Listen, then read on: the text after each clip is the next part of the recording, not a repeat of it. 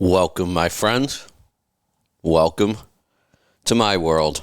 I'm your host, Kevin Rutherford. It is Monday, August 29th. It's time for a free-for-all. Anything goes today. If you've got a question, a comment, a topic, anything at all you want to talk about, pick up the phone and join me. I've got a couple things, not a lot today, so jump in with your calls and questions, anything you want to talk about. We can talk about trucks, money, fuel mileage, maintenance, tires, taxes, technology, health and fitness on the road, getting started as an owner-operator, finding freight, working with brokers, getting your authority, you name it. We'll talk about it. All you have to do is pick up the phone and join me. Those lines are open. We'll get to your calls here as soon as they start coming in. Couple things I want to talk about. One, I've been following this drama with the FedEx ground contractor I talked about starting last week. The contractor who owns 275 trucks, has 225 employees across 10 states with FedEx Ground. He started a trade association. He had an annual meeting.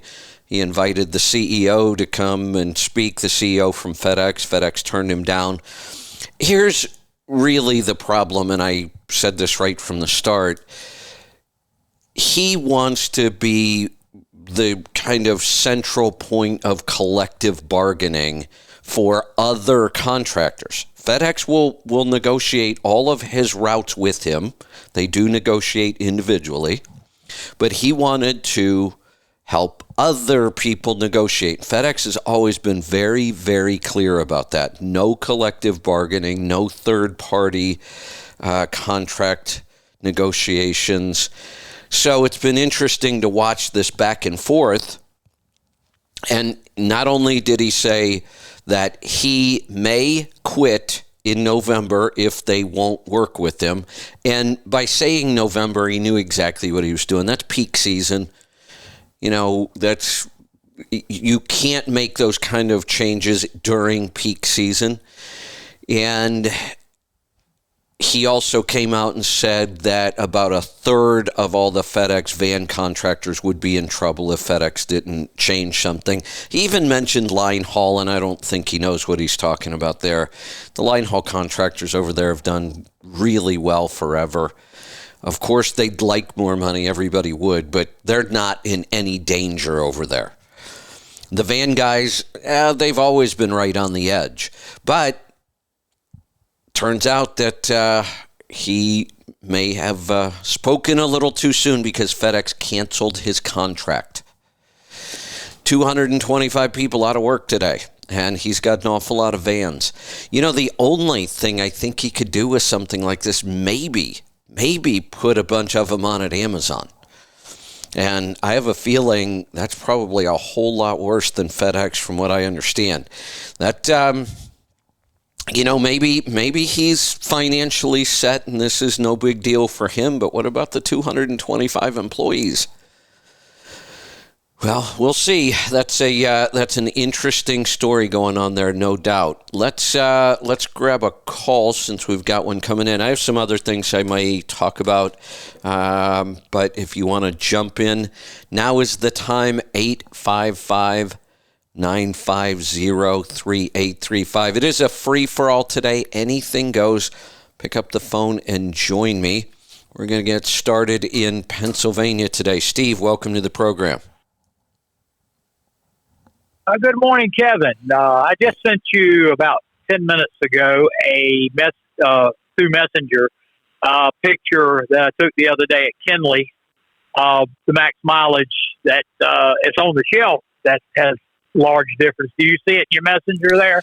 Hold Facebook on. Messenger? Hold on one Should be your second. top one when you open it. Yeah, I know. I just sent it like 10 minutes ago, so I figured you hadn't looked at it yet. Got it. I had while I'm looking that up. What do you think about the ongoing drama there with FedEx? Quite a happening there. They canceled him. I thought it was stupid. Really? Yeah, I figured they would. Be careful what you ask for. I mean, really. Did he? Like I say, there are ways to do it. Not that wasn't the way to do it. Yeah, exactly. Did he really believe he was big enough? I mean, he's still a drop in the bucket. They have like 60,000 routes. I mean, he's not that big. Yeah. And FedEx has always been very, very clear about this. They don't want unions. They don't want third-party negotiations, and and look, from their point of view, if he threatens to cancel during peak, that would be a big problem for them. They cancel him now, they can get this all set up, figured out before peak season. Yeah. Yeah, they could get other people in there. Now, that being said, I looked at that back in the day when RPS had it. And I looked at it then, and I just didn't see a way to make money on the step van. I just didn't. I didn't see. I said, you can go out and work a regular job and do much better than that.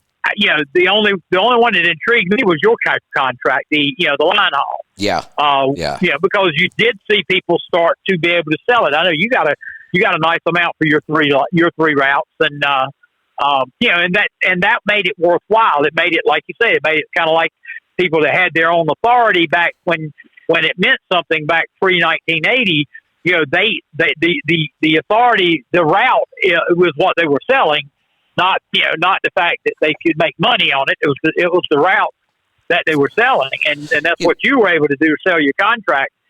And but I don't see that happening with the step van. With my contract, not only was the value there when I sold it, but I made money every year on almost no work. That really was,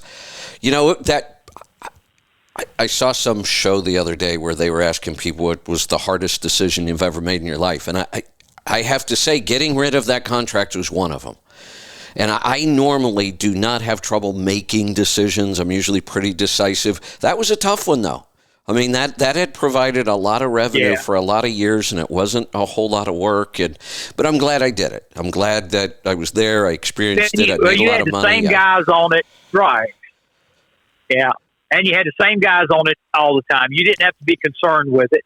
I'm adding drivers, and I will have to dispatch and keep them going. I have some good relationships, so some of them I've got routes for it. And once I get them on a route, it'll be fairly easy. Not as easy as the FedEx, but if you got them in like you had areas where you were running. If your guy broke down, you had road services along that way that you had already used before. So running that same route, very helpful. You're not running all over the side. I had a 2 million mile truck. I had plenty of breakdowns where I had to get going quickly, and I learned how to do that. And I actually developed some relationships with shops in my route. So that'll help me, but it still was not going to be as easy as what you were doing. You were doing two hours a week just to get them paid and do your accounting. That was kind of it. Yeah. There wasn't much else to do. That was an easy. Yeah. But that was an easy $100,000+ a year for 3 trucks. Over the years, like I said, I handled hundreds of those van contractors for their taxes. I knew exactly what they made, what they spent. There were a handful of guys that got in early, got the really close in routes to the terminal where you hardly put any miles on the van. You just did a lot of stops and handled a lot of packages. The farther away from the terminal you got, the harder it was to make a profit. Your expenses went up. Your revenue really didn't.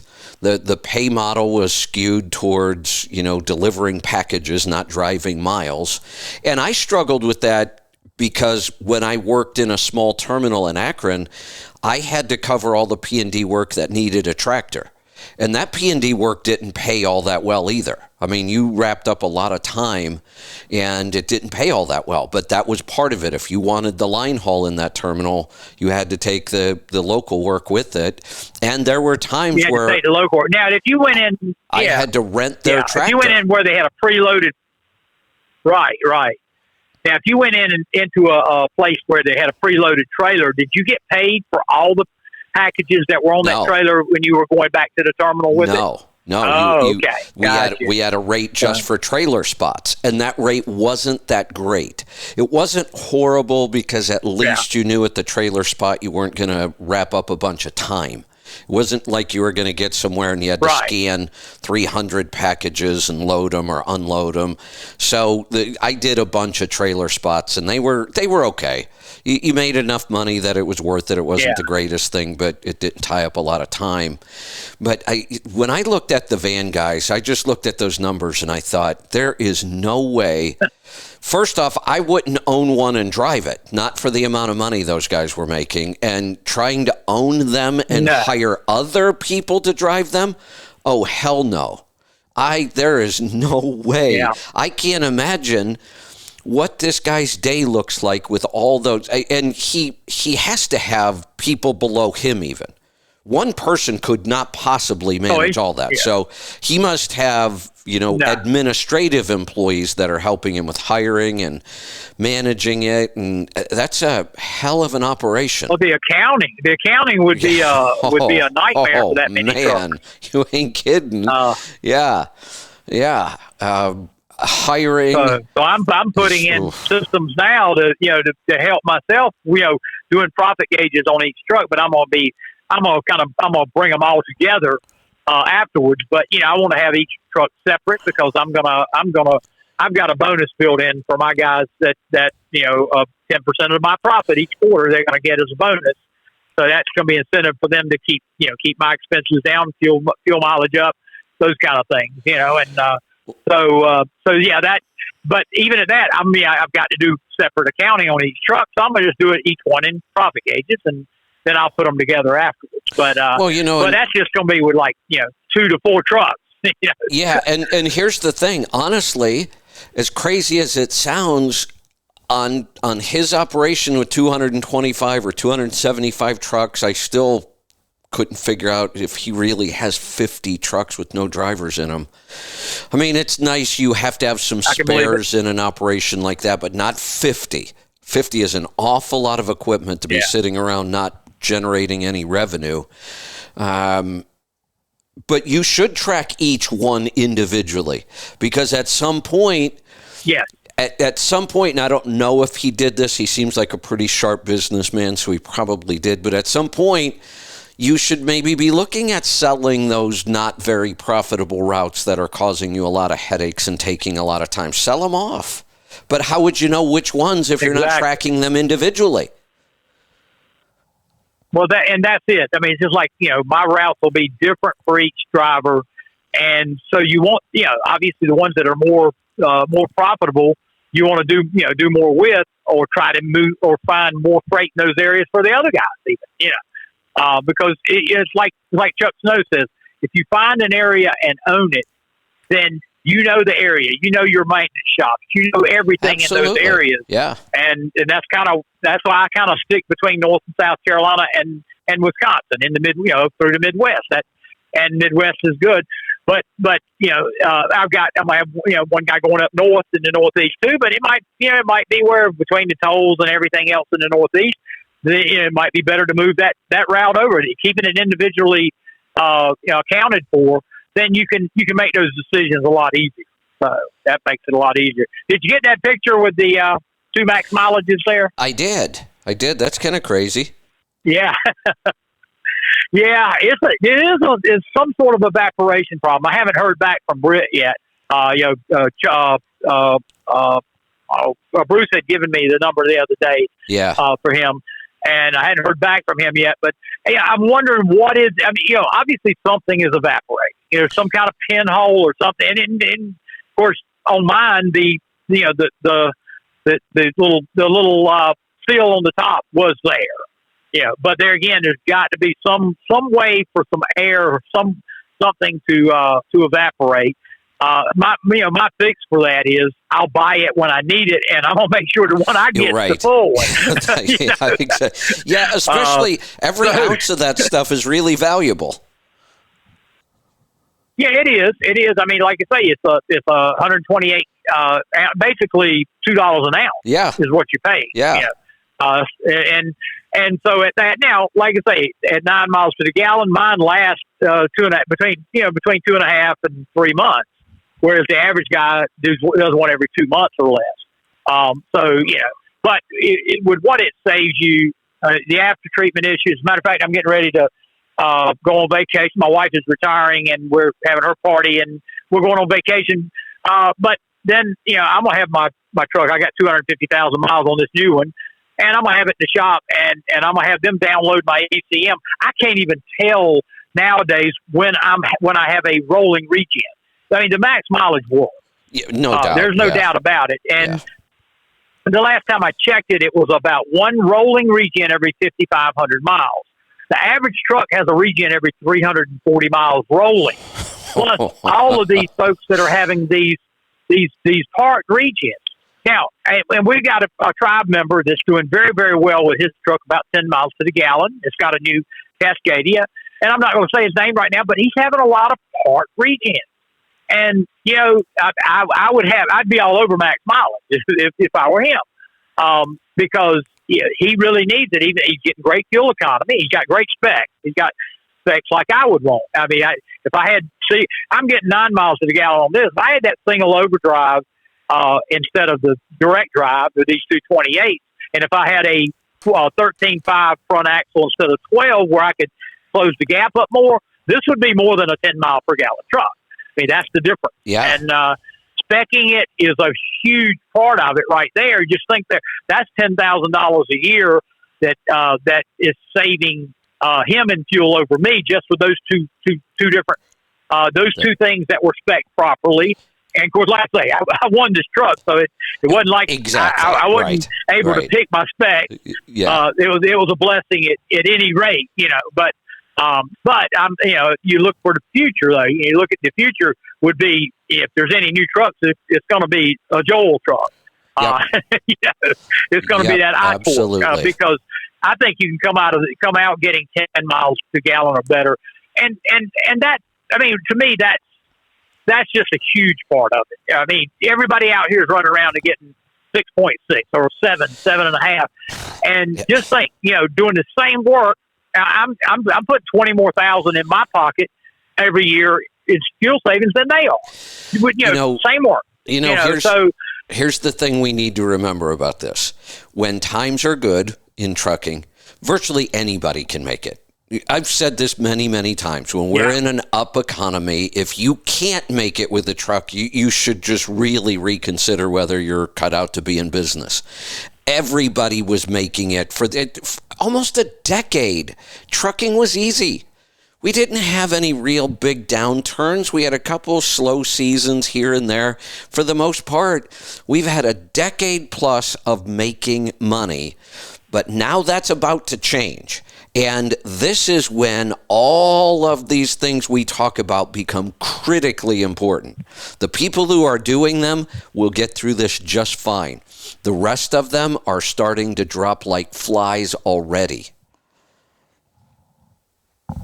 Yeah, they are, and like I say, and it's all about the relationship, and nobody, everybody was out there chasing every dollar they could on the load boards, and they were good dollars, they really were, but they weren't trying to build relationships with those customers. No, let's not forget, they were doing the opposite.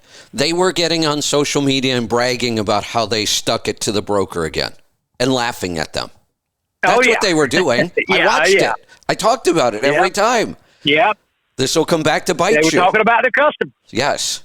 It will. And I mean, it doesn't matter whether it's on the big board or at Landstar. I mean, we got folks in the Landstar groups every day that call trashing agents. I tell them, be careful trashing your customers. Why would you do that? Because I'm friends with lots of agents, and they'll call me sometimes. You see what so and so wrote on exactly? Of course they watch even though they didn't write about them.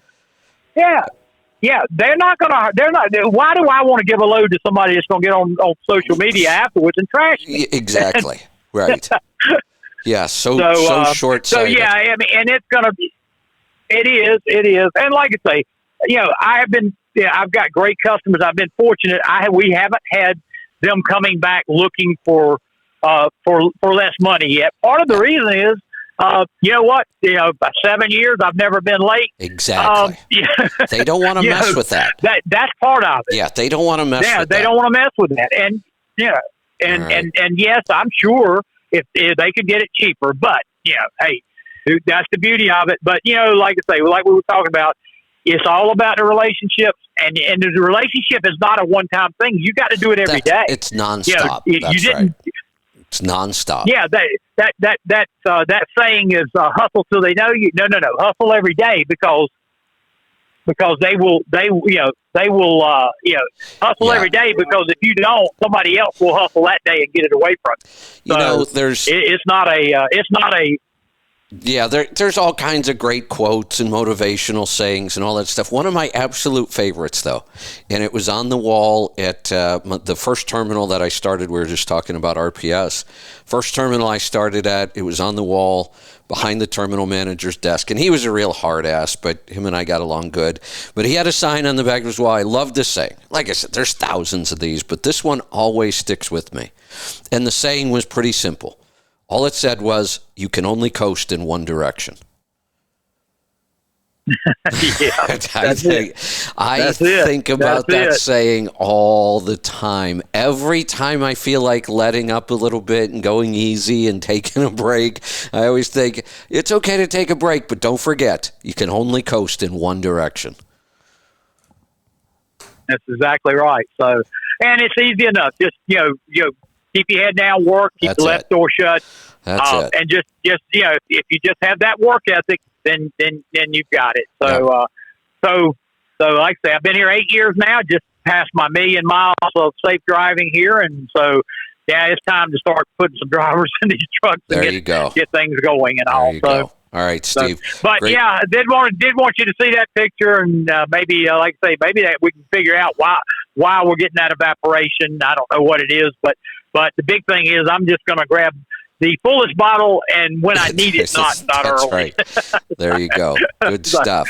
Yeah. All right. We will talk to you again soon. The calls are starting to pile up. Keep them coming. We'll be here till 9 o'clock or until we run out of calls. So if you want to talk, I'll hang out. We're going to head off to Iowa. David, welcome to the program. Hey, Kevin. What's on your mind today? I got my own authority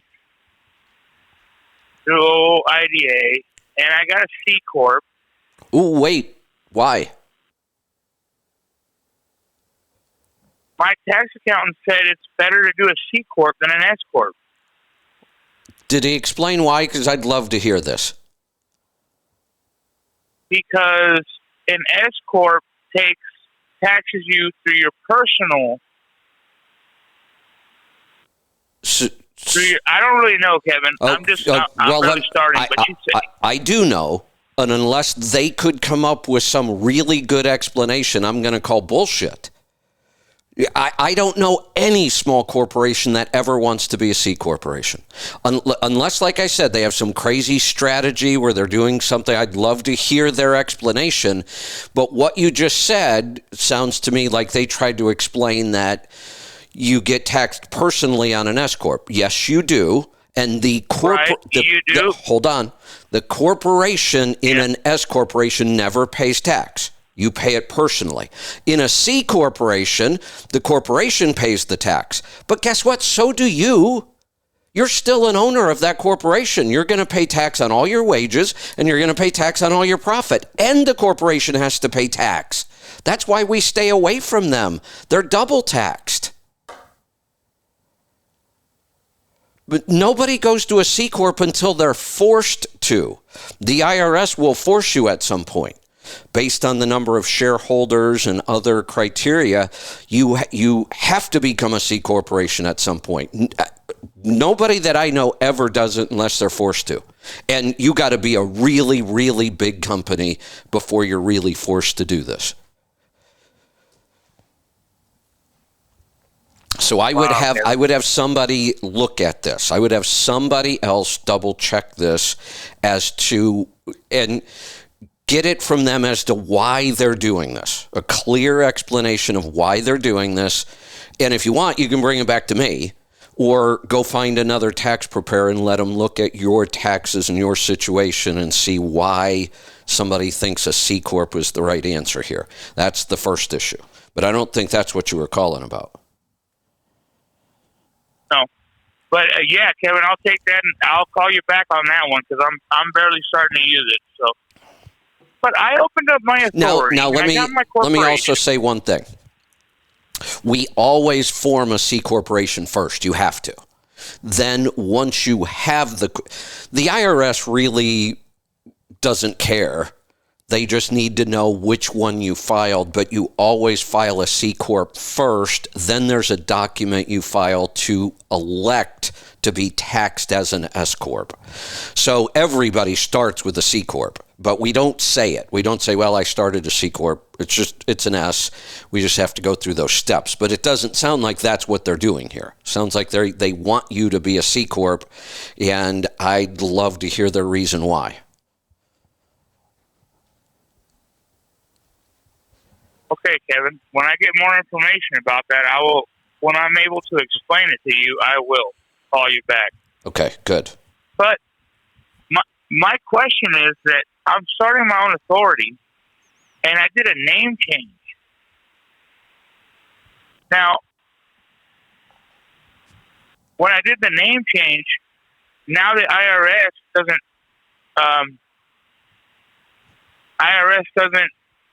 know my new name. It doesn't recognize my new name. Is it okay for me to fire up my authority right now? The name of the corporation, you mean? Yeah, because it was Carmen Transport, which is my dad's name, but then we changed it to Dave CRK.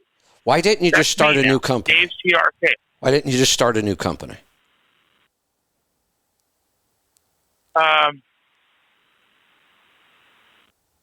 I didn't think the name change was a big deal, but... Well, here's the thing. It's not a big deal, and the odds of it ever being a problem are really slim, but it's just as easy to start a new company, and there's less liability. Anytime you take over a company, there's something in the past that could come back to bite you. So we'd rather not do that if there's no reason to continue that other company. Now, if that other company had authority for 10 years and it had contracts with customers, well, then, of course, we would want that to continue. But if there's nothing really there, you're better off just starting over. Here's where this is going to get complicated. And what I'm going to tell you is you need to go get an attorney. You should have had an attorney in the first place. It doesn't sound to me like a White have handled any of this very well. The reason this name might be an issue is because a C Corp is a separate entity. They are really, really sticklers about the details when it's its own entity. That C Corporation is like another person. We created an entity. An S Corporation is not a separate entity. You operate it as an individual. So I've never seen the IRS care about the name. I've put different names, DBAs, all kinds of crazy stuff. The IRS doesn't care as long as you're filling out the right numbers and paying your taxes. Now, the authority issue with naming can be a problem. So I'm not even going to try to untangle this. You need an attorney to get this right. And before I hire the attorney, I would be, let's figure out this S-Corp thing first. Kevin, what kind of attorney do I need? I didn't even know this. What kind of attorney? Any general business attorney should know corporations. This is pretty basic legal stuff. So you don't need any kind of really specialized attorney. I would just stick with somebody who specializes in kind of small business issues, and they're easy to find. I mean, if you can look them up online. If you don't find something, you can call the bar association in your state and say, I'm a small business, I have some contract and corporation issues, and they'll make recommendations in your area. And Kevin, the attorney can go himself into the IRS and fix it. And, well, you know what I mean. He can Now, and we may want to do this. Now you can look for an attorney who specializes in taxes. Because attorneys you can either have a CPA represent you at the IRS, you can have an EA represent you, or you can have an attorney. Those are the three designations.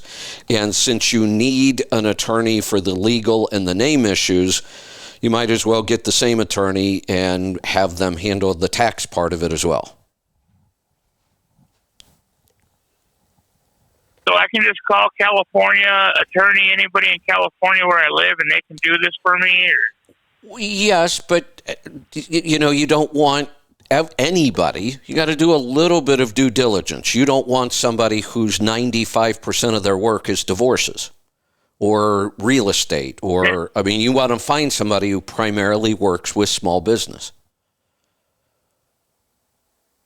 I get it, Kevin. I didn't know that. I didn't know I needed an attorney. That's why I was calling. Because I thought, I was told just do the name change on your tax return, because I'm going to do my taxes in a couple weeks for last year. They said just do the name change, Dave CRK, and they'll switch it over. The IRS will switch it over. Yeah, see, you're talking about the C Corp now. That's part of the problem here.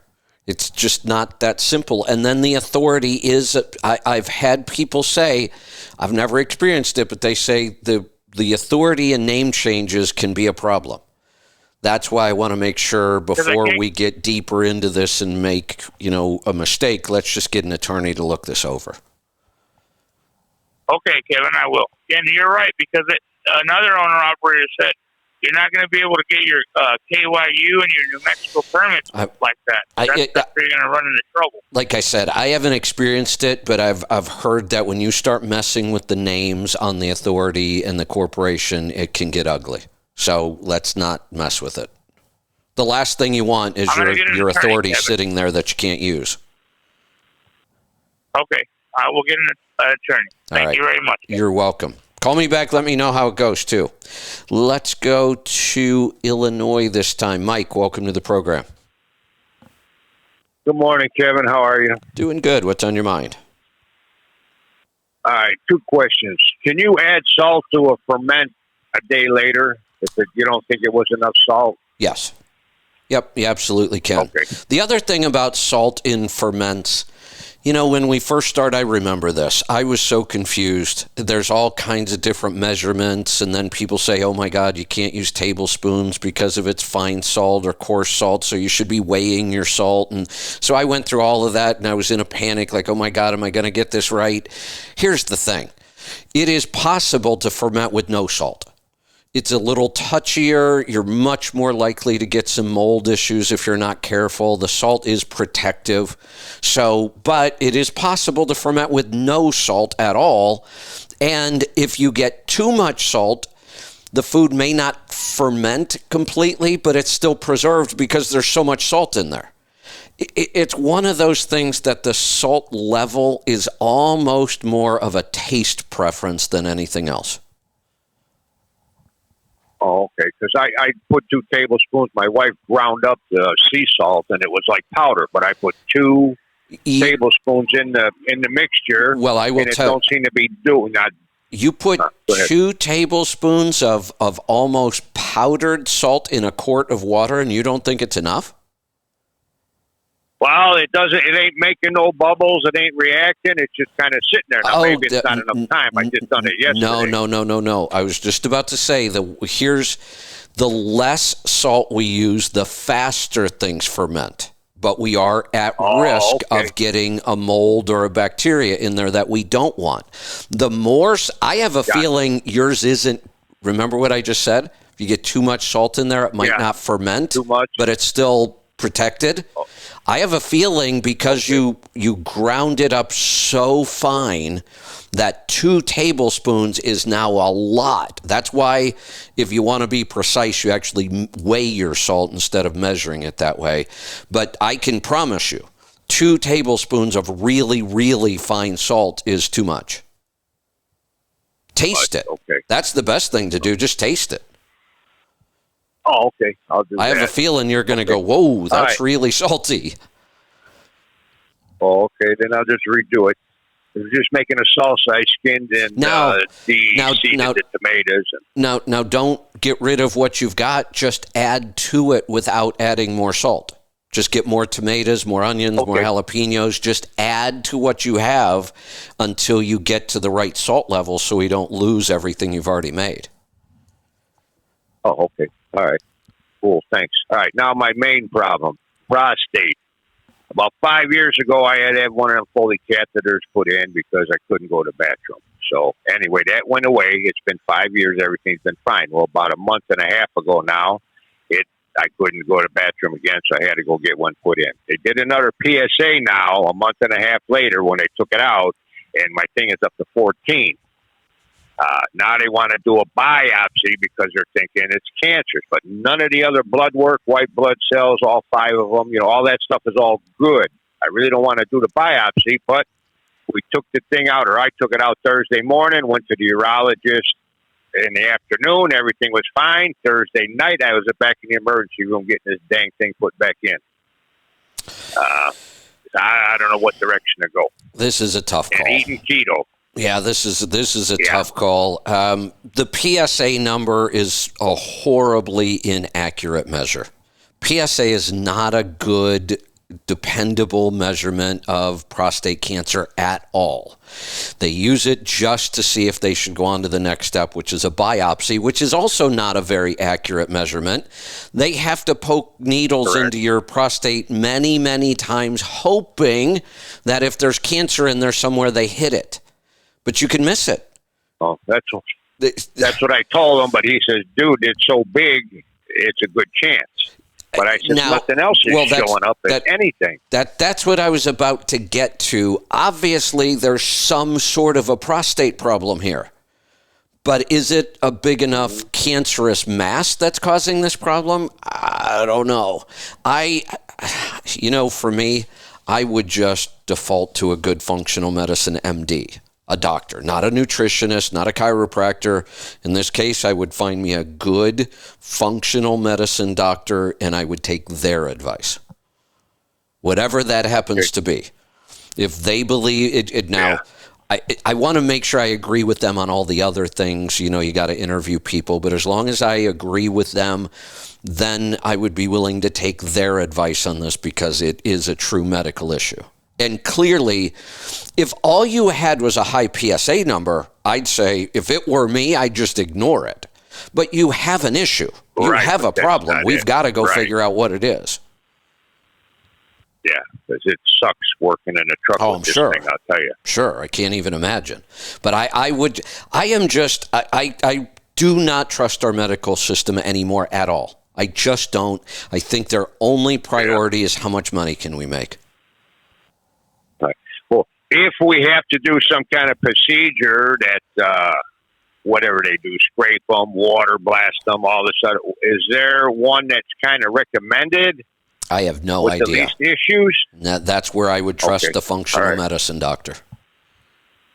Yeah, okay. All right, I'll look one of them up because the practitioners, they won't take insurance, and I don't make enough money anymore to afford this without going through my insurance. That's the other issue. Got it. So, all right. Well, thank you. You're welcome. Thanks for the call. Let's head off this time to New York. We've got some lines open. If you want to jump in, I'll stick around as long as you've got questions. 855-950-3835. Bill in New York, welcome. Thanks, Kevin.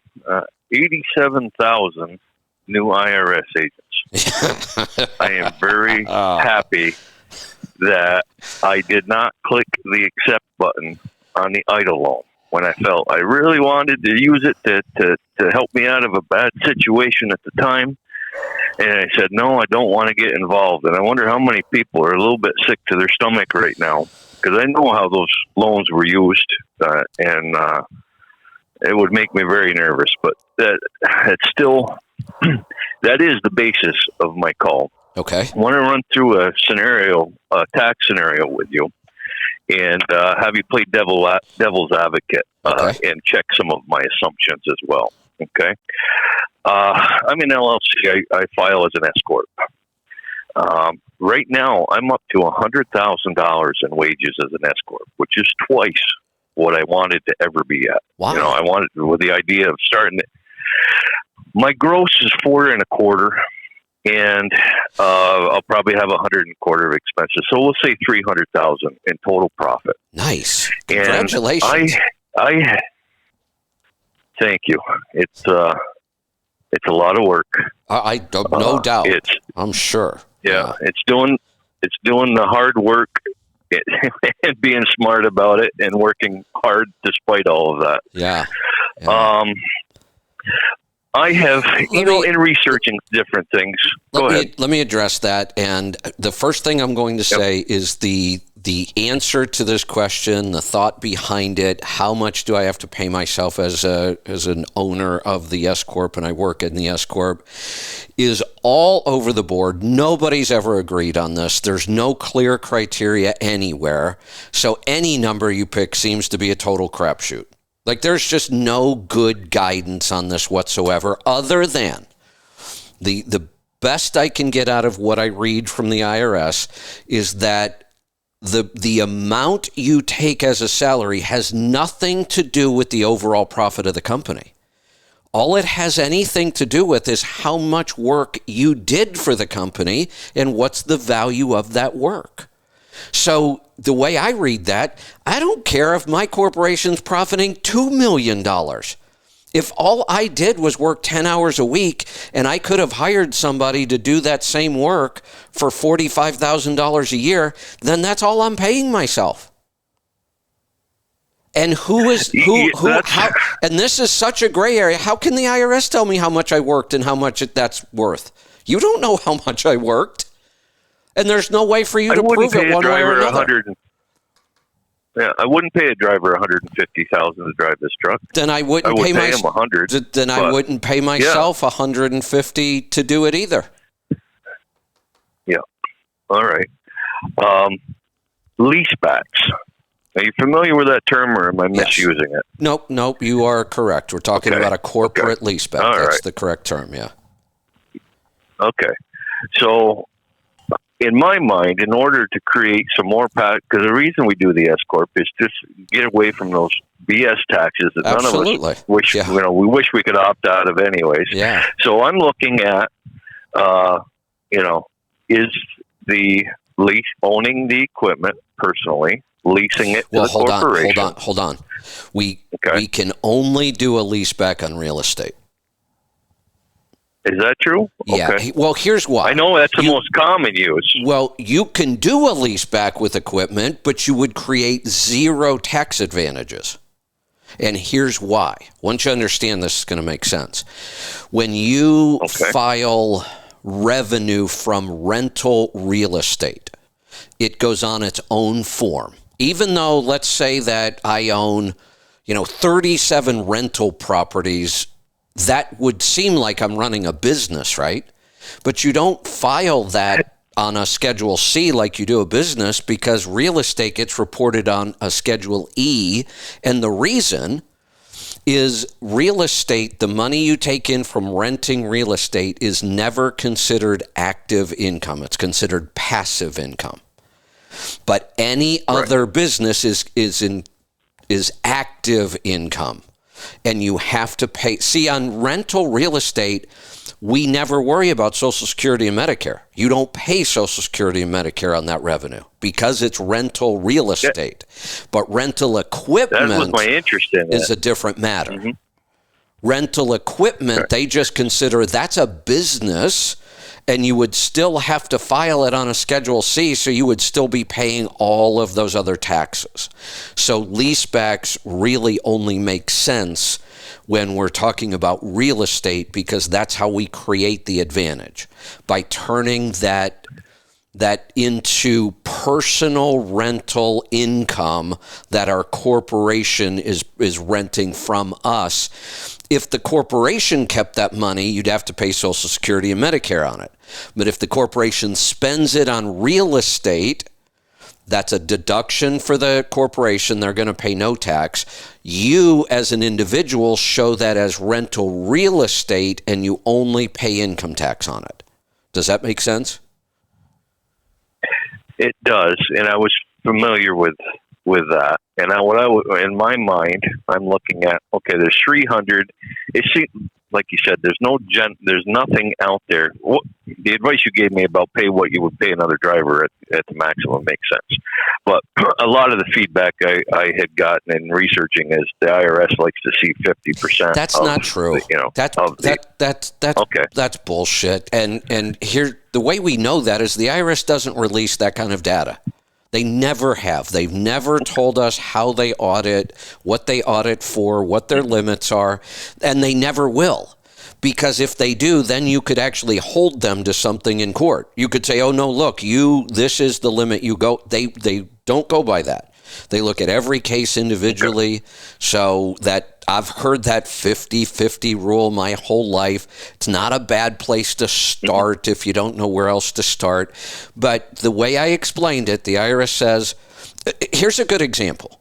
When the last 5 or 6 years of my contract with FedEx, we were just talking about FedEx and the contract earlier, I had the best runs you could get. I had the same drivers forever. I had that nailed down so tight that 3 trucks would generate $75,000 to $100,000 a year of profit. And this is not an exaggeration. I worked less than 2 hours a week. There was nothing to do. The drivers handled everything. I had shops that did all the work. All we had to do was payroll. And my God, payroll honestly took 10 minutes. So when I say I worked 2 hours a week, there were some weeks I probably didn't work. There were months I probably didn't work at all. So at the end of the year, I don't care how much profit those trucks generated. I'm saying I only work 2 hours a week, and that's all I'm paying myself for. Mm-hmm. Okay. Well, that's a big help to me because it tells me don't worry about the extra. I mean, it's an awful thing that you finally, your hard work pays off, and now you feel like, I've got another headache because of it. I know. So I won't worry about the excess profit and the leasing, because I always wondered. I mean, I've thought about this for years because I've known other, giant corporations. So, the people that should be C corporations have created different arms for that purpose. And I said, well, why aren't we doing that? Well, here's where it makes the most sense for an owner-operator. This is the best example of how you would use a lease back to create a tax advantage as an owner-operator.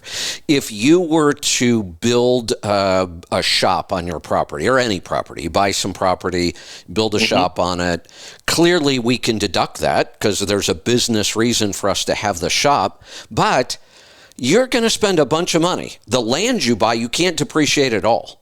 You get zero deduction for buying land because it doesn't depreciate. Now you put a building on it, you have to depreciate that over 27 and a half years.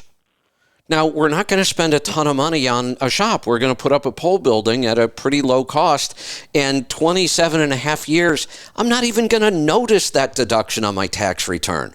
It's not going to make hardly any difference at all, but I just spent a whole bunch of money.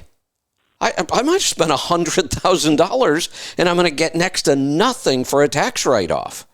The driveway you put in technically doesn't depreciate. So, I mean, there's just not a big deduction here.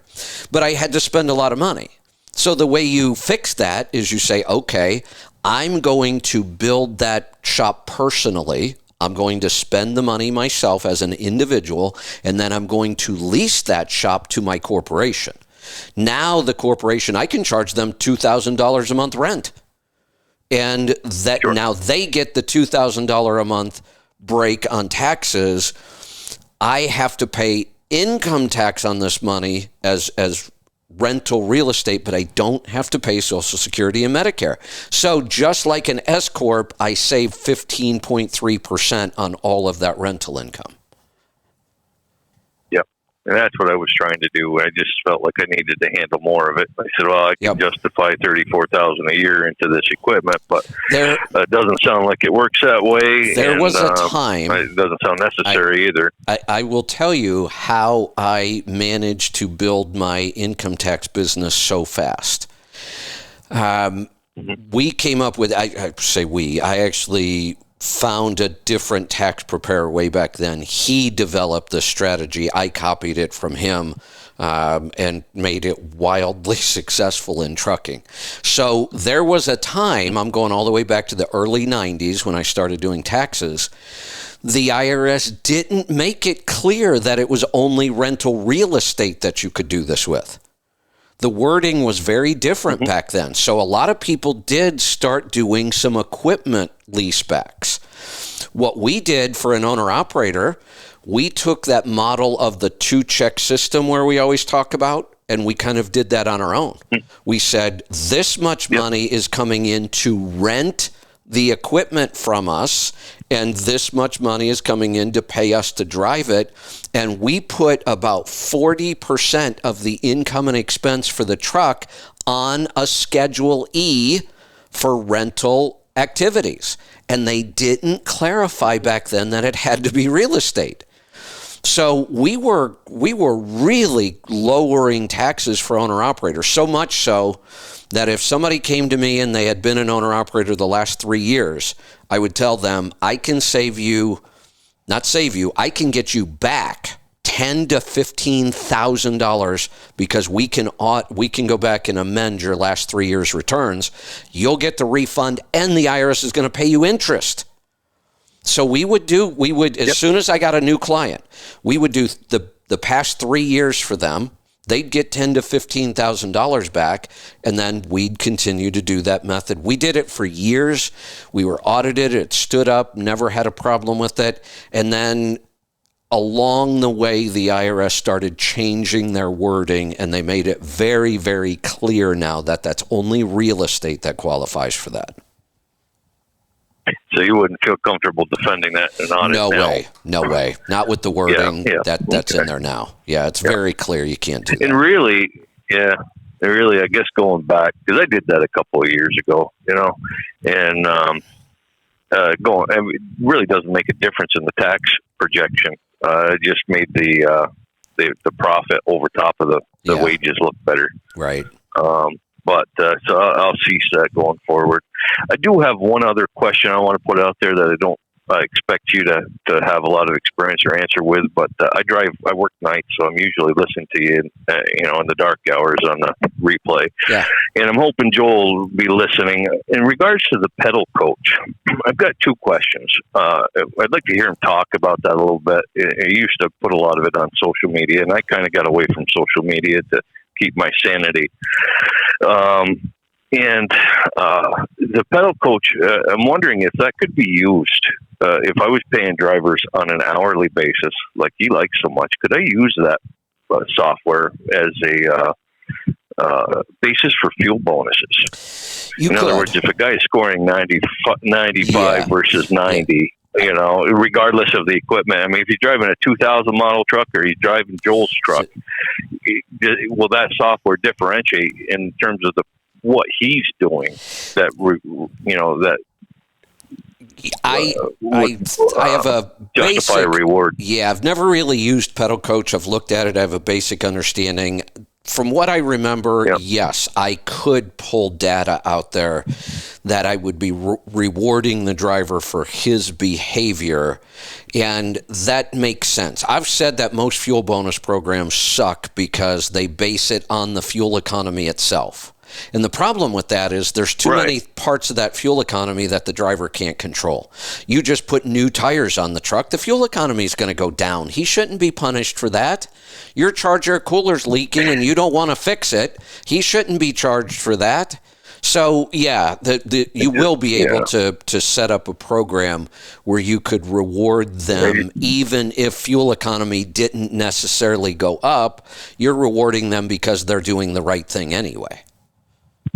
Yeah, that's what I wanted to confirm with them because I'm thinking about other trucks and drivers and such. Yeah. And I think there'll be opportunity. Oh, absolutely. Coming up. And the other thing is along the same lines with Pedal Coach. I use your scan gauges to adjust my driving habits. Right. And I'm wondering if he could speak about whether or not I might even be able to get more improvement out of this driver. I think so.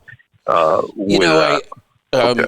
Pedal Coach kind of puts together two things that we have been doing separately over the years. We have Scan Gauge in the truck, which gives you instant feedback. We have fuel gauges to track everything accurately and show you your 30, 60, 90-day averages. Pedal Coach kind of puts those two together and puts it all in the truck. So it's a great system. I mean, it kind of competes with what we do, but I just want people to have access to good tools, and Pedal Coach is a great tool. Yeah, you're right. Well, besides all the benefits of fuel gauges and your numbers, I probably wouldn't pay half as much attention to the scan gauge if it weren't for the number the fuel gauges give That's right. Yeah, so we've always kind of used those two together, and Pedal Coach kind of puts them together formally. Wonderful. Yeah. I'm going to try to research it some because if I definitely were to hire drivers, I would like to do an attractive hourly rate. No, that's a great idea. I would like to throw in a fuel bonus. Yeah, why don't you do this? Why don't you call us this Friday and we'll make sure we'll talk about it. Well, I don't know if I won't be sleeping. Oh, that's true. The problem. Right. But I do. Every week I've got intentions of calling on Friday. And the one time I did, it was Thursday. I'm like, okay, it's been a long week. That's right. Yeah. I'm like, sorry, Angie, I'll try tomorrow. Well, tomorrow I didn't make it. Well, we'll look forward to it. Maybe you'll make it. I appreciate your time. You're welcome. Thanks for the call. Let's go to Texas. Fred, welcome to the program. Hey, Kevin. Good morning. Good morning. What's on your mind today? Mr. Super Sleeper. Holy cow, am I envious of your sleep numbers.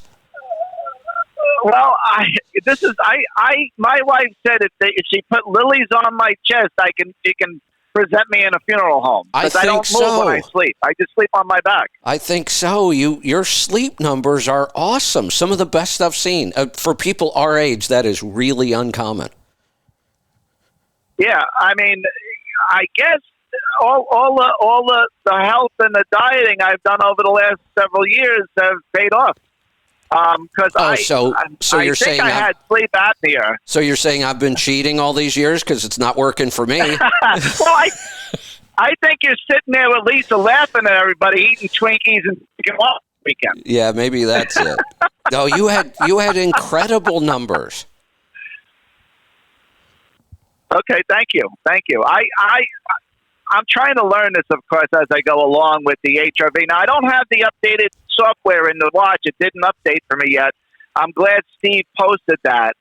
And I still have the 6.3 software version in the watch. So I'm waiting on that update to happen for my watch before I can get the instant HRV. But I've been getting the HRV in the healthy snapshot, I think it is, the health snapshot. Yeah.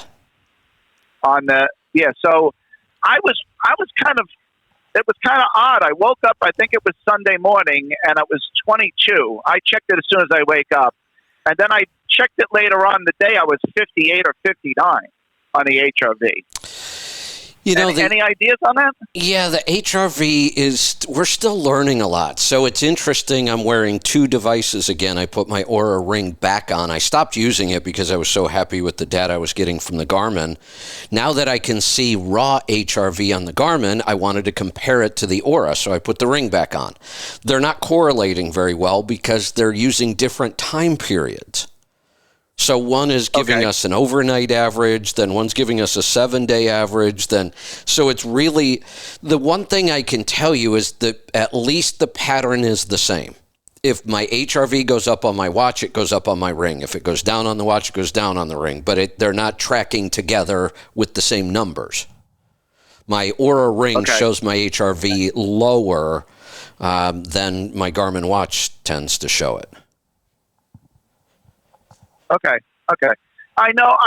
I remember you saying that this is a fairly new area of data you're trying to get a handle on. So the only thing I can say is I'm very sore because I overused I went heavier than I should have on the bands because I haven't done it in a while. And being the gym head I used to be, I'm like, I can use the push thicker it. band. I'm That's okay. right. That's right. So, but I got really good workouts. The My High blanket first weekend for this whole setup. I did. That's why I posted the 3 days. Oh, good. And just so if people looked at it, these are the morning. The numbers are the morning after the workout. So I started on Friday. The first post was Saturday morning for what how I slept, and the same thing with Sunday. And then this morning I posted so I worked out Friday, Saturday, Sunday. I did the My High blanket, and I did what Texans would consider cold showers really weren't that cold, because it's Texas and it's exactly August. right. But it was, now the My High blanket, nice. It says to start off at level 4. I started off at level 6. It felt good. I went to level 7 on Saturday, and then I went to level 8 on Sunday. For a half an hour, I did the Wim Hof breathing. I did 3 rounds, and then I went up to 4 rounds Saturday and Sunday Excellent. on the breathing while I was in the blanket. Yeah, good. And I did the workout fairly. What you and I have discussed, I think I posted that prior to doing it, just to make sure I had what we were talking about down. A few weeks ago, we were walking on the phone. Yeah. So workouts to that. Good. Yeah, it's good that I'm getting feedback now because, like I said, up until now, this has been what we call an N1 experiment. I was the only one doing it. So all of my feedback is valid, but it's valid for me. What are we going to see when other people start doing this? And we've already identified something I should talk about. Lisa started last week, and she jumped in with both feet. She put in a full week really hard. In the first 3 days, she's like, wow, I really feel better. I mean, she noticed it was making improvements that fast. Then towards the end of the week, she was not feeling good at all. She thought she was fighting something. She was almost worried she might have COVID coming back or something weird like that, and she's still kind of fighting it a little bit, and I think I know what's happening. I think this is what we call a healing reaction. All of these things actually have some sort of a detoxing effect, and we know if we detox a little too rapidly, you don't feel all that great. So I want to warn people, if you start to feel good for a couple of days and then you're not feeling so great, don't quit. But you might want to just go easy a little bit, maybe take a day off if you don't feel, if you feel really bad. But it could just be what we call a die-off or a healing reaction.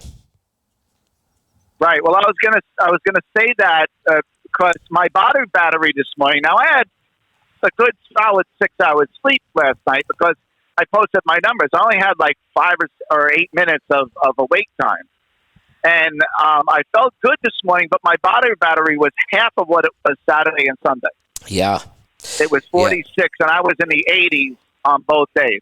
Now, with me, you're not going to get, because I can't join your 30-day challenge, which I'd love to do. It's just that I don't have the room to take the My High blanket with me. The My High blanket laid out, folded in half, lighter than a sleeper I sleep in during the week. Got it. And I don't, so I can't do this, but I'm going to do it on the weekends. And if I can do the 3 days in a row, I will get that. Good. The Friday, Saturday, Sunday. Yeah. My weeks won't, but so the data I'm going to post for you to know is just going to be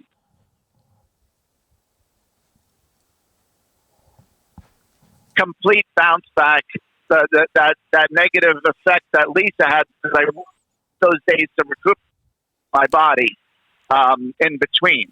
So it may work out to a little bit of a benefit, and I won't have those at the beginning, the swings. Yeah, like I said, she jumped right in. She didn't miss a day. We did it day after day, and she did it hard. And when she started to feel bad and started to have some of those symptoms, I got thinking about it, and I'm like, I'll bet this is just a healing reaction. Right. Because I felt my, usually with my body when I work out hard, it's not the day after; it's 2 days after I feel the effect. You know what's changed, I felt my triceps and my chest pretty good on Sunday morning. For some reason, and what you just said has been consistent for me my entire life. So from when I was 12 years old and started working out, lifting weights, it has been absolutely consistent. If I'm going to be sore from working out a muscle, the soreness will hit 48 hours after I do the workout. Not 24, not 36, it's 48 hours, and it hits hard, and I'm in pain. That changed, though. When I changed the way I eat, now I've had that pain show up in 12 hours. Really? Yeah. Okay. It's not I'll tell you what I've noticed. It's not as intense as it used to be. It doesn't bother me nearly as much as it used to. But now I can feel which muscle I worked out in just about 12 hours. Well, I'll tell you what I've noticed. The I guess, for lack of a better term, the stiffness or the pain, it dissipates way faster than it ever did. Yes. Yep.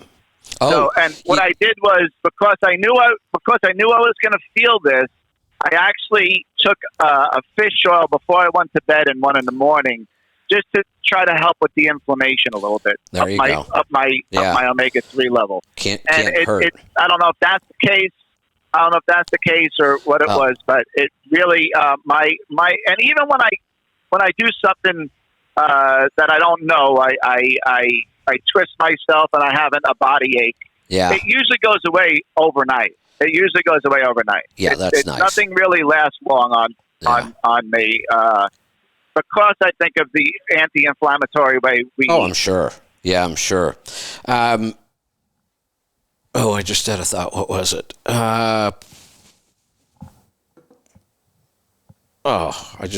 It just totally disappeared. I was ready to say it. What was I talking about the pain, 24 hours. Yeah. Oh, I know what it is. I Go found something that almost eliminates this completely. If I do the workout on and I think you asked about this the other day, the Vibra plate. Oh, yes. Yeah, and I read the science on it the other day. Why? So when we feel that burn, when you're working out and you start to feel that burn and that pain, that's lactic acid building up in your muscle. That's why it burns. It's acid. Correct. And it's flooding your muscle with lactic acid. It burns. That's also what causes the pain later on. I guess what's happening with the Vibra plate and it's not just any vibration. It's vibration at a very, very specific frequency that does this. That's why these machines they're expensive. They're like $1,500 for one of these. Bulletproof makes one. Jayquish makes one. The maker of the X3 bar.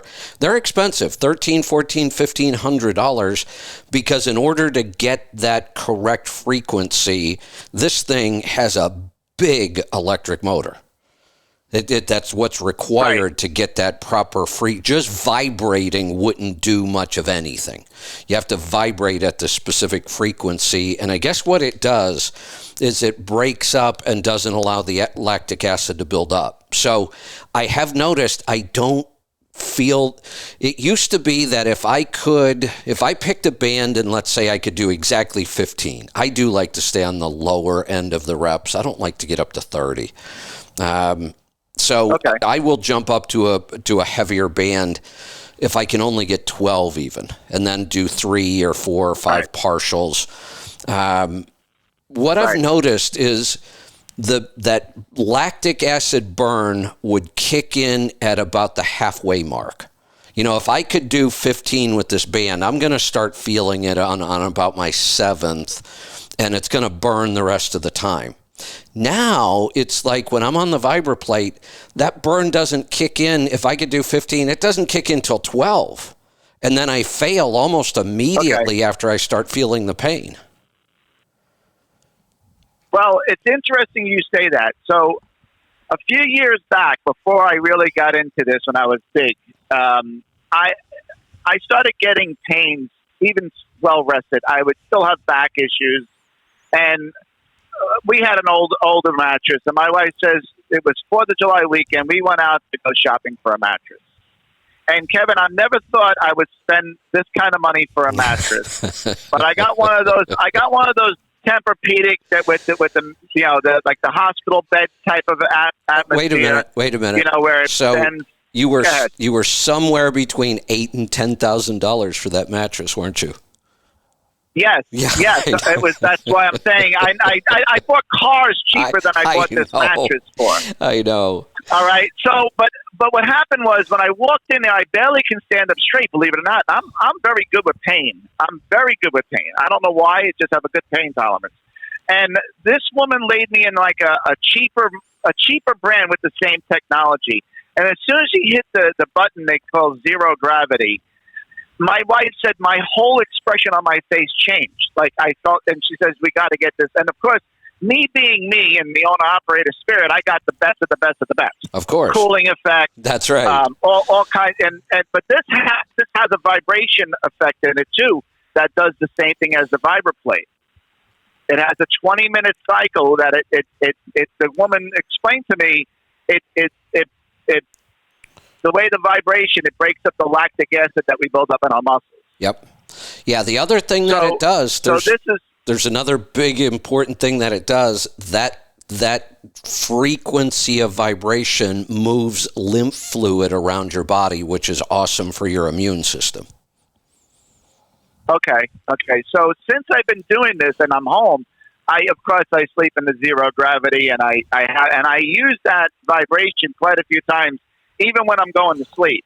When I turn everything off and I have it as pitch black I can get it, I hit that button and I fall asleep with that on. So I think that's been helping me out a lot overall for the last few years as well. Good. So that's pretty interesting that you say that about the VibraPlate, because that's when I did look at it after you. Someone posted, I think it was John or somebody posted it on that same feed, and I did look at it. And I says, this must be the same thing that my bed is doing, just in a concentrated right when you're standing on it type of. Yeah. How does that feel when you're on there and it's vibrating and you're trying to do your workout? You notice it? I like it. And like I said, I think I like it because that burn doesn't show up so soon. You know, I'm getting a better workout without as much pain, and it's kind of like the other thing that I thought was odd. I thought breathing in that heat was going to be really, really difficult. Turns out it's the opposite. Something about that breathing, I don't notice the heat at all. The sweat is just rolling off of me, and I'm not at all uncomfortable. Well, that's why I upped it to 8, because the 6 and 7 didn't feel bad at all. And the 8 didn't feel that bad either with the 4 rounds of breathing. I'm like, wow, is this working right? But then I open it up, and of course, I'm drenched. But you're not uncomfortable. But the breathing, and think about it. Do you use the app when you do the breathing? No, I don't. What I did was I just put it on the YouTube because I don't listen. I kind of catch up on my shows. So what I do is, but you're still listening to Wim. Yes. Yeah. So yes, I am. You know, when he's talking through that, he's talking about do this, do that. Then he'll say, if your body temperature is changing, that's okay. That's what's going to happen. Yeah. And I think what happens is this breathing regulates your body temperature in a way that heat is not uncomfortable. Could be. Yes. That might, because I definitely I feel my body temperature prior to doing this with the sauna blanket. I felt my body temperature rising when I did the Wim Hof. Yeah. Like a little bit of like a hot flash type of thing. Yeah. But my wife thought I was insane until she saw me Saturday morning in the blanket, and she's like, "I got to take a picture." I says, "You do, we're divorced." That's right. So she didn't. That's right. And then she looks at me. She says, "I says, why don't you try it?" She says, I had hot flashes. I don't want to go in there and get my own hot flash. I'm like, okay, never mind. There you go. So she's definitely off. She's definitely off of it. But very interesting stuff. I'll keep you posted on my journey here, so you can get some kind of an idea of someone doing a part-time, not full-time, and Excellent. what my results would be. Perfect. Love it. And I'll keep you posted on during the week too how if any knowledgeable changes go on. Excellent. All right, that's pretty much all I have. I can get into politics, but you know how that goes. So we'll be another hour on that. So. Yeah, call me tomorrow on that. Sounds good. Sounds good. Right. Have a great day. All Everyone right. have a good day. Be safe. Thanks for the call. Yeah, always something going on with politics. I just don't want to talk about it. I ignored it completely over the weekend. Didn't look at any news, nothing, and I'm glad I did. Let's go to Oregon this time. Keith, welcome to the program. Morning. What's on your mind today? Okay, my first question is about a scan tool or a reset tool for a PACCAR motor. Do you know anything or any brands that actually work? No. Are you part of Trucking Tribe? It's just Oh, what's that? You're breaking did you up. have sensor go out? Are you there? Oh boy, I think we lost him. Yeah, I was going to say if you're not part of Trucking Tribe, you should be, and a part of Healthy Tribe, and that's a great place to post this. Those are the kind of questions we like answering on the website. No, I don't have any experience with a scan type tool for PACCAR, but I'm sure somebody out there does. If you want to send me a message, I'll pass it along. Let's go to Texas. Kevin, welcome to the program. Hey, Kevin, I was just curious. I have a Garmin Instinct Solar, but it was before, I got it about a month before you guys brought out the KR, Okay. the one that hooks to the GPS when you get a new Garmin GPS pin or whatever. Right. But what is a HRC? I don't understand that. I don't. Okay. HRV. V. Victor. Okay. So Okay. we're all very familiar with HR, which is heart rate. HRV Right. is heart rate variability. The number for heart rate, it's kind of sort of important, but not all that much, and there's not much you're going to do to change it. You could change your heart rate by really doing a lot of aerobic exercise. Elite athletes have very, very low heart rates, but it's not a really good indicator of much other than, how aerobically fit you are. HRV, we now know, is probably the single most important biologic number we can measure to know how healthy you really are. I believe this is the key. This number is what we should be completely focused on. It's been difficult to read in the past. It wasn't that long ago you would have had to have gone into a lab to be able to read HRV. Now we have very, very accurate devices we can wear on our fingers, on our wrist, that give us HRV. But here's what HRV is. If I said your heart rate is 60 beats per minute, exactly, you would assume that if it's beating 60 times a minute, it's beating once every second, right? Right. If it were beating exactly once every second, you would be almost dead. That would be a really bad sign. For some reason, when we are metabolically healthy, our heart rate doesn't beat consistently. It's wildly inconsistent. And we now know that when you are under stress, your heart rate will beat faster and more consistent. Your HRV, the variability will go down. When you are relaxed and you're in the rest and digest mode, your heart rate will slow down. Your heart rate variability will expand. It will become more inconsistent. It won't beat once every second. It will beat once every 0.62 milliseconds, and then it will be 1.23 milliseconds. It'll jump all over the place. It seems backwards, Okay. But when we are rested and relaxed and we're not in the fight or flight mode, our heart rate variability goes way up. When we're stressed, it goes way down. So it's how we get this instant stress reading on the Garmin watch. They're using HRV. It's also when we watch our 7-day moving average, the higher your HRV is, the higher the variability, the more erratic your heart is beating, the healthier you are. This, to me, now is the single most important health reading we have. Okay, so basically it's just the stress meter on my Garmin Instinct. Is using HRV. Right. Now, what changed recently, so on the original Instinct watch, it measures HRV, but it only shows it as instant stress and body battery. Those are the two readings that are using HRV to calculate something. In the second generation watch, there is a new sensor for HRV that's more accurate and can read instantly. So now we still get body battery and stress, but we get the raw HRV score itself now. And that raw number helps me understand even more of what's going on. Okay, so in order for me to get the HRV, I would have to buy another Instinct.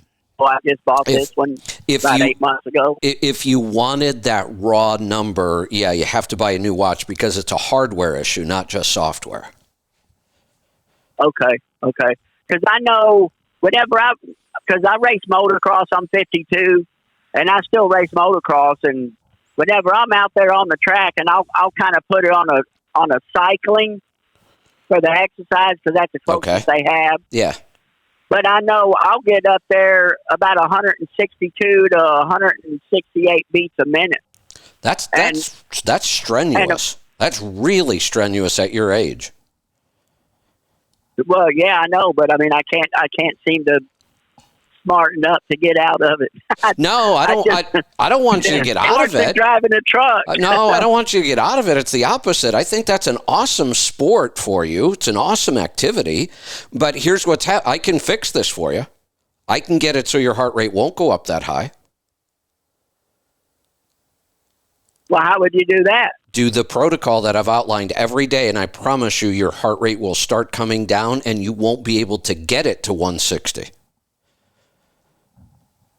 Well, which protocol is that? I know you have several. The stress busters. So the 4 parts to it are the cold exposure, the infrared sauna blanket, the resistance training, and the Wim Hof breathing. You do those 4 things every day, and that heart rate number will start to come down. Okay, so I'll start doing that. I know I'm fixing to get the X3 bar and keep it in the truck. Good. So the blanket, I don't know that I'll get the blanket, but those cold showers, and I'm not sure. I can turn all of my hot water off, and I live in Texas, so maybe I don't know what the deal is, but our water. It's a summertime thing in the South. When I was in Orlando, there's no way you could get cold water. It just was not coming out of the tap cold in the summertime. It wasn't going to happen. Here, I don't know why. For some reason, I swear in the summertime, the water gets colder here. Right now, we're in August. I swear my shower has gotten 10 degrees colder than it used to. It feels good, and I like it because I like the cold shower now. But, yeah, there are just some parts of the world where you can't get cold enough water. I am considering buying a plunge tank. They make cold plunge tanks you can buy for at home that cool the water down as cold as you want it. They'll almost freeze the water. Some of them will. I'm thinking about doing that just because a cold plunge is different than a cold shower. And with these devices, you can get it really, really cold. Well, if I was going to do anything like that, I'd just buy a watering trough for a horse and throw some ice in it. You can do that too. I know. Kind of a redneck, you know. No. You know, one of the most popular people. It looks a little uncomfortable, but people do it. They buy old wine barrels, You can buy old wine barrels for $50, $60, and they cut the top of them off, and they put a bunch of water, and they buy bags of ice, and they throw it in there, and that's how they do their cold plunge. Huh. I never thought about that. Yeah, it doesn't take quite as much water or ice that way. Right. Because you're standing vertical, I guess. Yeah. Okay. Well, all right, Kevin, that's all I got. And I appreciate it. I was just wondering. I'd missed a couple. I went on vacation, and so I wasn't listening, but I was spending all the time with the grandbaby. And yep, that's the deal with the HRV. And by the way, don't give up the motocross. In fact, one of my topics today was actually going to be the opposite. I was going to talk about finding activities like that. That's the real key to being active enough and consistent is you've got to find something you really enjoy. You know, the protocol, I can say I enjoy the feelings that I get from the protocol, but honestly, I don't enjoy the protocol itself. I mean, there's other things I'd rather do than go, lay in there and breathe and work out and sweat and get in the cold. But I know how good it is for me. I know it's powerful. So I'm going to keep doing it. But I'd also like to get a more moderate activity with a little bit of high intensity. And the best way to do that, I believe, is find a sport, a hobby, an activity that you really, really enjoy, like motocross. I used to race. I grew up racing motocross. I've thought about getting back into it. And I think that's an awesome outdoor activity. People don't realize how physical that is. He just said he gets his heart rate to 160. That's really, that's physical exertion. So find those activities. So absolutely don't quit something like this, but we can get you in even better condition where you wouldn't see those kind of excessive heart rates. Because just doing the math in my head, I don't think you want to get much above about 145 on your heart rate. That's age dependent and some other things. So speaking of which, I am taking up a new sport, and I take my own advice, the same thing I tell everybody else, just like I've been telling you for years now. Pay down your debt, save cash, get ready for this. I've been saying you should have some sort of outdoor activity that you really enjoy. And I pulled the trigger over the weekend, just yesterday, and I went and bought all the equipment. And I actually got started a little bit last night. I talked about this a little bit last week, I think. It's a new water sport, it's getting off the ground here right where I live, right in the gorge, right here in front of me. We have so much wind in the gorge that the wind-powered water sports are very, very popular here. Kiteboarding virtually started right here in the gorge. There's a new sport on the water with wind now, and it's called wing foiling. Wing foiling. So you have a wing instead of a kite. So a kite is up on strings. A kite is basically a wing, but it's up on strings. This is a wing, and you hold the wing in your hands. It's a really lightweight fabric, and it inflates. So you can carry this thing in like the size of a gym bag. Small gym bags, not even all that big. And you take it out and you unfold it and you inflate the leading edge. And that's what creates the wing shape and the rigidity that you need. But there's no harness. It's not strapped to you. You're just holding this wing in your hands. It's got handles.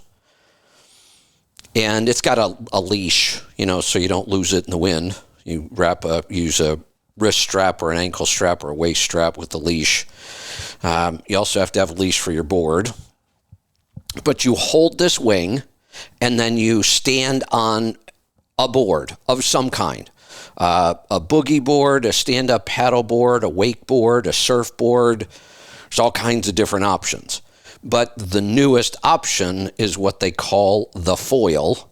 So that's wing foiling. You're holding the wing and you put a foil on your board of choice, whatever kind of board you use. So I'm going to be using a wakeboard. And the foil is basically a long pole that sticks down in the water, and it has two wings, a forward wing and a back wing, or foils, a forward foil and a back foil. They kind of act like wings under the water. The physics are the same. So when you actually start on this board, it's not like a wakeboard where the board is touching the surface of the water and you feel all the chop and the wave and the splash and the noise and all those other things you're used to with the board on the water. Because what happens with this, once you get up to speed, the foil is what you're going to be riding on, and the board rises up out of the water a foot or two. So the board no longer touches the water.